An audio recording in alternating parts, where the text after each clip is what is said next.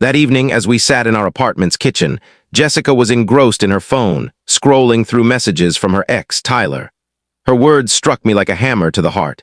"You're not irreplaceable, don't forget that." "My name's Marco, 29, a construction worker for Cresswell Electric in Phoenix, and I'd been with Jessica for 3 years. I'd asked her why Tyler kept texting about unresolved matters. A straightforward question. Her reply wasn't just harsh, it was deliberate, cold. She didn't even glance up from her screen as she said it. "You're right," I responded, keeping my tone even. "I'll keep that in mind." Something shifted inside me then, not rage, but a sudden, sharp clarity. Jessica had always belittled me, but this felt different, like a signal I'd ignored for too long. She smirked, still typing. "Good, now stop being so paranoid about Tyler, he's just a friend." Her fingers danced across the phone, replying to texts she refused to share. The apartment suddenly felt claustrophobic. 3 years of treading carefully around her moods. 3 years of her critiquing my clothes, my speech, the way I ate. 3 years of being told I was fortunate she tolerated me. "I'm going for a drive," I said. "Whatever," she replied. "Grab some milk on your way back." I took my keys and left. In my truck, I sat for a long time, my thoughts drifting to Victoria, Jessica's cousin. At family events, Victoria would catch my gaze whenever Jessica made a cutting remark, shaking her head slightly, as if apologizing for something beyond her control. Once, at Jessica's birthday celebration, she pulled me aside. "You don't deserve how she treats you," she whispered. "Someone needs to tell you that." I dismissed it then, chalking it up to family loyalty. But in that truck, I realized Victoria was the only one in Jessica's circle who ever made me feel valued. My phone buzzed, a text from Jessica. "Get the organic milk, not the cheap kind." I stared at it for a minute, then deleted it without replying and drove to the hardware store. Not because I needed anything, just because I could. When I returned 2 hours later, Jessica was asleep. I stood in the doorway watching her, and for the first time in months I felt nothing.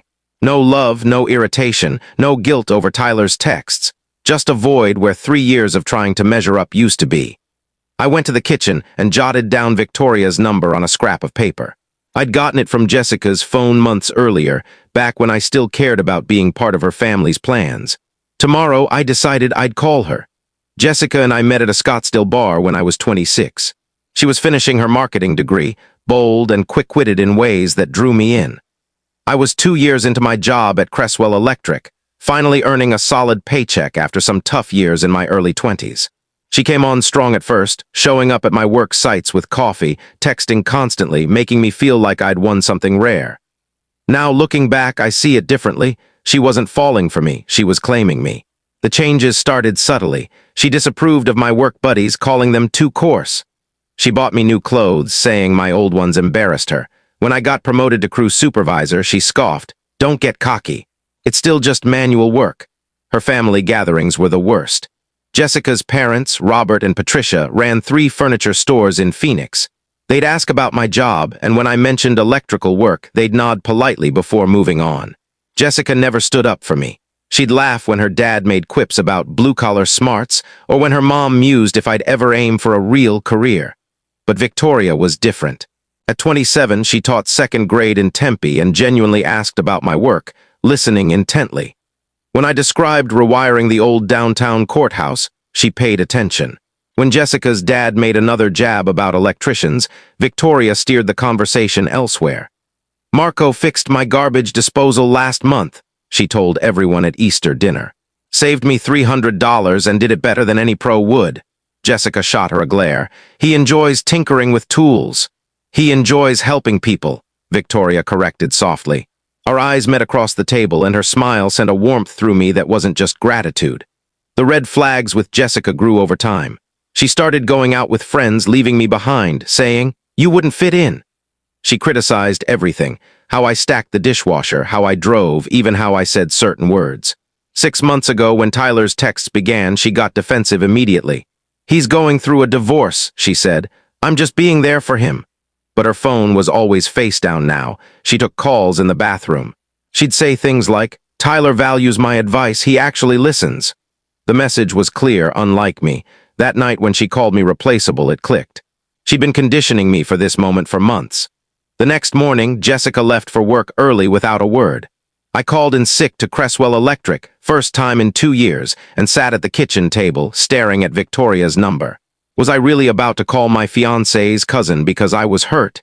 It felt desperate. But Victoria had said I deserved better. Maybe it was just kindness, but no one else had ever said it. In 3 years, no one had suggested I was worth more than what Jessica gave me. I dialed before I could second-guess myself. "Marco," Victoria sounded surprised. "Is everything okay?" "I need to ask you something," I said. "And I need you to be honest." A pause, then okay. "Do you think Jessica loves me?" The silence stretched so long I thought the call dropped. Finally, Victoria said, "Can we meet somewhere?" "This isn't for the phone." We met at a coffee shop in Chandler, halfway between our workplaces. Victoria arrived in a yellow sundress, looking anxious. She sat across from me, hands clasped on the table.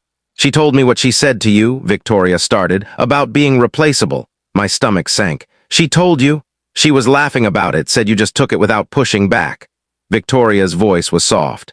"Marco, that's not normal. People who love each other don't say things like that." Something broke open inside me. "I've been wondering if I'm crazy, if I'm too sensitive." "You're not crazy." Victoria reached out and touched my hand. "Jessica has always been cruel. Even as kids, she'd say awful things and act like you were the problem for being hurt. Why didn't anyone call her out? Because she's good at making people feel like they deserve it." Victoria's eyes flashed with anger I'd never seen. "But you don't deserve it, Marco. You're kind, you work hard, you help people without being asked. You remember my coffee order, you listen when I talk about my students. Jessica doesn't see any of that." I stared at our hands. Victoria's was warm, gentle, nothing like Jessica's cold detachment. "I've been thinking about leaving," I said.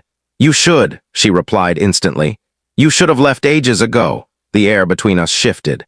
Victoria pulled her hand back, cheeks flushing. "I'm sorry," she said. "I shouldn't have. Don't apologize." I looked at her, really looked, and saw something I'd been too loyal to Jessica to notice before. "Can I ask you something else?" She nodded. "Would you like to have dinner with me, not as family, just us?" Victoria smiled, and for the first time in months I could breathe. That evening I walked into our apartment with a new energy. Jessica was on the couch, phone to her ear, laughing at something Tyler said. "I have to go," she said when she saw me. "Marco's back." She hung up and looked at me expectantly. "Where's the milk?" I forgot it. Her face hardened. "I specifically told you, we need to talk," I cut in. Jessica blinked, unaccustomed to being interrupted. "About what?" "About Tyler, about how you treat me." "About us?" She set her phone down deliberately. "Oh, this should be interesting. Let me guess, been stewing all day about last night and now you want some big relationship discussion." "I want you to stop talking to Tyler," I said. Jessica laughed, a sharp, mocking sound. "Excuse me? I'm not okay with it. The constant texts, the calls, it's not right for someone who's engaged. Tyler's my friend. I'm not cutting him off because you're insecure. It's not about insecurity. It's exactly about insecurity." Jessica stood, arms crossed. "This is what I mean, Marco. You're threatened by everything. Tyler has a thriving law firm. He drives a BMW. He owns a house in Scottsdale. Of course that bothers you." Her words hit their mark, but instead of shame, I felt clarity. "You're right, I'm uncomfortable," I said. "But not because of Tyler's money." "Then what? Because my fiancé is emotionally cheating and acting like I'm crazy for noticing." Jessica's face turned to ice. "Emotionally cheating? Marco, that's absurd." "Is it? When's the last time you laughed at something I said? When's the last time you took my call in front of others? When's the last time you stood up for me? I shouldn't have to stand up for you." "Yes, you should." My voice was louder than I meant. "That's what people do when they love someone. They support them. They don't tell them they're replaceable." Jessica stared at me, then smiled, a chilling, calculated expression. "You want the truth, Marco. Tyler asked me to move in with him. He's getting divorced and wants me there when it's done. I told him I was engaged, but honestly, I'm starting to think I made a mistake."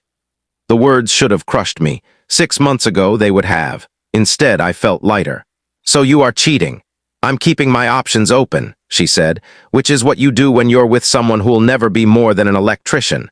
There's nothing wrong with being an electrician. There's nothing wrong with it if you're fine with being average." "But I'm not." Jessica picked up her phone. "Tyler values ambition. He values intelligence. He values someone who wants more than fixing other people's messes for hourly pay." I absorbed the venom in her words. 3 years of subtle wounds had built to this. Jessica showing me exactly what she thought of me. "I'm staying at my brother's tonight," I said. "Good, I'll call Tyler." At the door, I turned back. "By the way, Jessica, I had coffee with Victoria today." Her expression flickered. Why? She thinks I deserve better than this. Victoria doesn't know anything about relationships. She's been single for 2 years. Maybe she's just been waiting for the right person. I left before she could reply. In my truck, I called Victoria. How'd it go? She asked. Exactly like you said it would. I started the engine. She chose Tyler. I'm sorry, Marco. Don't be. I think this is the best thing that could have happened.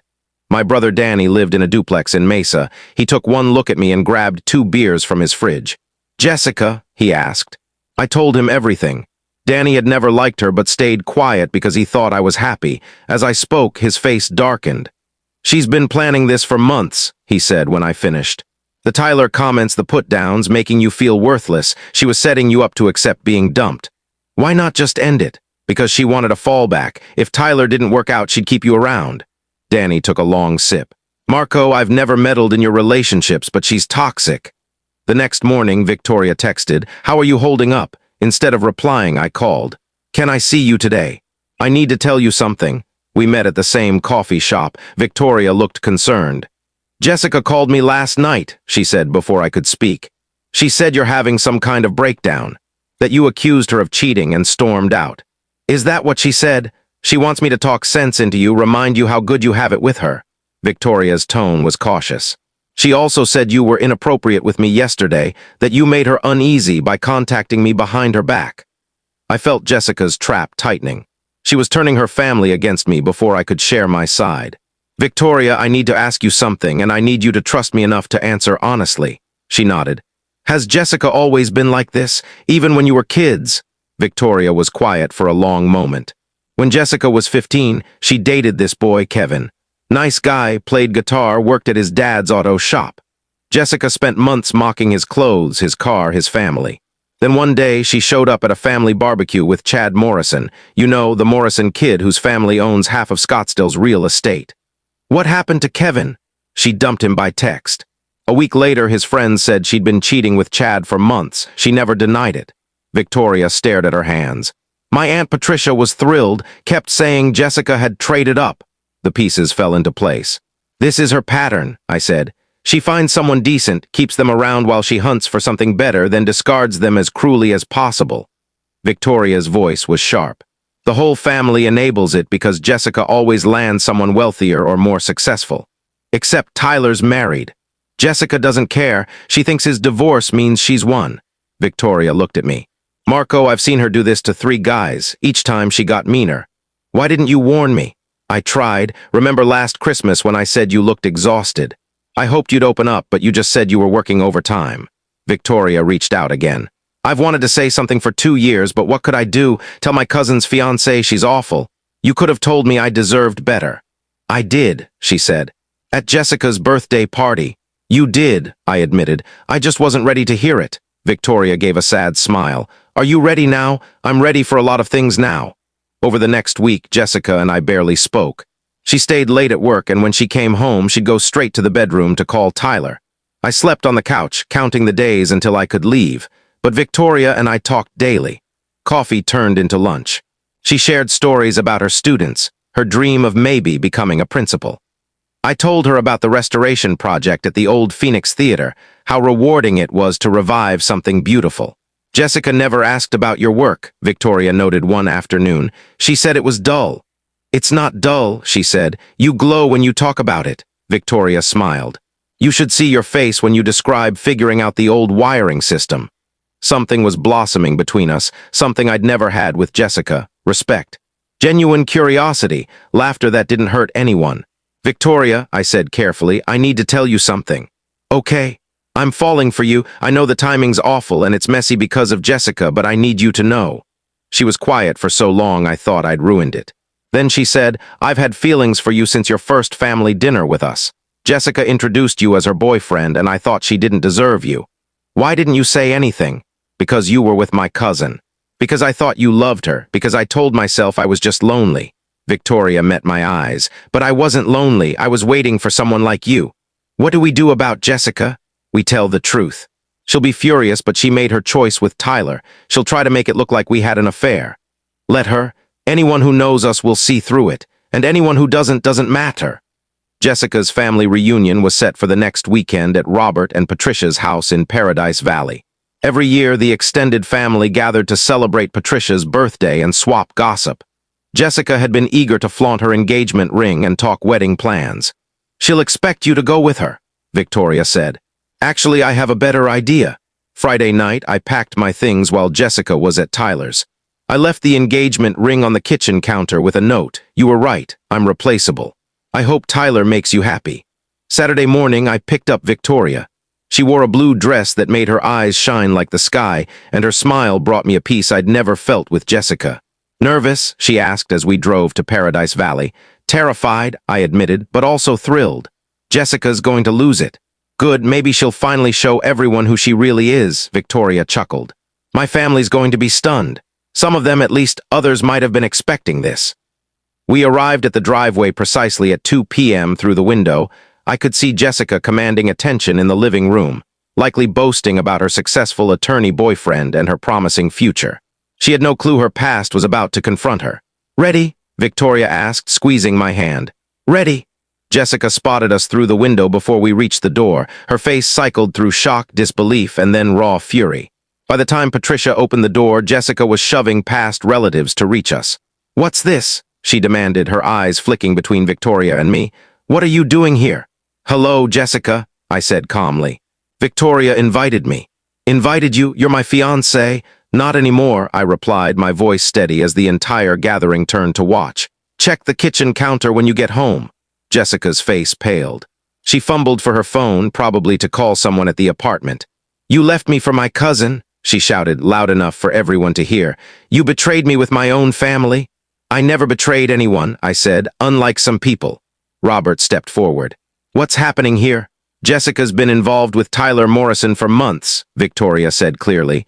"She told Marco he was replaceable, so he walked away." "That's not," Jessica began. "Tyler's married, isn't he?" Patricia cut in, her tone sharp. The room went quiet. Jessica scanned her family, realizing she was losing her grip on the story she'd crafted. "His divorce will be finalized soon," she said defensively. "So you've been seeing a married man," said Victoria's father, Uncle Thomas, "while engaged to Marco? It's not like that." "It's exactly like that," Victoria said. "And this isn't new, remember Kevin? Or David from college?" Jessica's eyes darted around, searching for allies who weren't there. Her carefully built image was unraveling in front of everyone. "At least Tyler has ambition," she spat desperately. "At least he's not just some electrician." Her scorn echoed in the silence. I noticed family members exchanging looks. "Marco's a decent man," Victoria's mother said softly. "He's always been respectful and generous. He repaired our garage door last summer," Uncle Thomas added. "Wouldn't accept a dime." "He's fixed electrical issues for half the family," Patricia said, eyeing her daughter with clear disappointment. Jessica realized she was cornered. For the first time, her family saw her true colors. Within 6 months, the full story emerged. Tyler's wife discovered the texts, and Jessica became a cautionary tale in their social circle. Tyler lost his law firm partnership and half his wealth in the divorce. Jessica was fired when the scandal reached her workplace. Apparently, an affair with a married client violated company rules. She moved back in with her parents, spending months trying to salvage her reputation. But Phoenix is a small world, and word spreads. Jessica learned what it felt like to be replaceable when her friends abandoned her one by one. Victoria and I took things slowly. We dated intentionally, meeting each other's friends, building something genuine. A year later, I proposed at the same coffee shop where she'd first said I deserved better. She said yes before I could finish the question. We married 2 years after that reunion. Patricia wept at our wedding. Joyful tears, she assured us. Robert walked Victoria down the aisle and told me I was the son-in-law he'd always wanted. Even Jessica attended with a new boyfriend she'd met online. She was courteous but subdued, finally grasping that some bridges can't be mended. Danny was my best man. In his speech, he said, "Sometimes the greatest thing that can happen to a man is losing what he thought he needed, so he can discover what he truly wanted." Victoria now teaches 3rd grade. I started my own electrical contracting company. We own a home in Chandler with a workshop in the garage and dreams of kids someday. Jessica was right about one thing: I was replaceable in her life. But she was wrong about what that meant. It didn't make me worthless. It set me free to find someone who saw my value. Sometimes the best revenge is simply finding happiness.